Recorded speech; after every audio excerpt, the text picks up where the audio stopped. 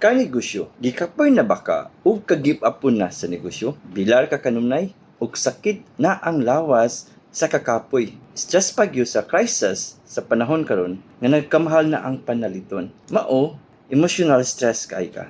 Ug bisan unsa nimo ka kugi ug paningkamot ug himo og mga strategy ug plano, wala gihapon nag-workout. Ang pinakasakit pa gyud katong mga nisalig nimo dati, hinay-hinay nang nangawala. Dayon, mahinuktok ka. Unya, maghilom-hilom na pod og mawad-an og motibasyon. Puno na og pagduda sa umalabot. Din ingnon dayon nimo imong kagalingon. O padayon pabakuani. Kanegosyo dili lalim kini nga pangutana. Kay sa tinuod lang kung naa na ka sa tunga-tunga sa pangpalibasog sa negosyo, niabot na ka sa point na dili na mo salat ang inspirasyon, kundi survival na gyud. Naay adlaw sa negosyo na dili halinon ay mong baligya. Naay adlaw sa negosyo nga sablay tanan. Naay adlaw nga murag ikaw ray permi sayop. Og dito mosulod ang pangutana sa usa ka negosyante nga, unsa kaha kung mo give up na lang ko? Oo, sayon ra kaayo mo give up sa negosyo. Usa ra ka sulti sa imong kaugalingon. Dili nako, muundang nako. Then mawagtang na tanan.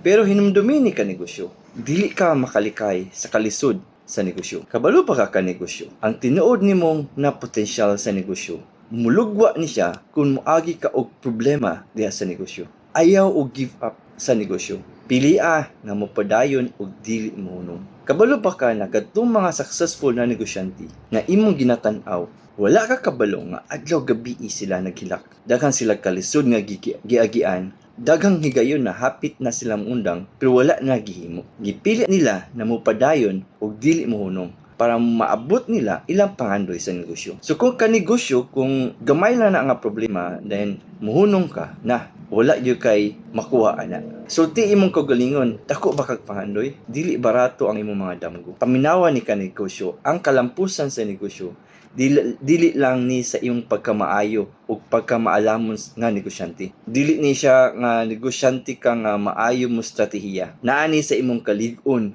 sa pagpabilin, pagpadayon ug dili paghunong sa imong laban sa negosyo. Mao ni ang buhata ka negosyo. Ilisi ang imong pangutana. Ayaw pangutana nga undang ka. Ayaw pangutana nga unsaon nimo pag-undang. Kundi unsaon nako ni pagsulbad. I-develop nimo ang attitude na hinay-hinay, lakang mataglakang, sulbara ang problema. Kay kung mao na ang imong attitude, makaya nimo ang nagproblema nimo nga negosyo karon.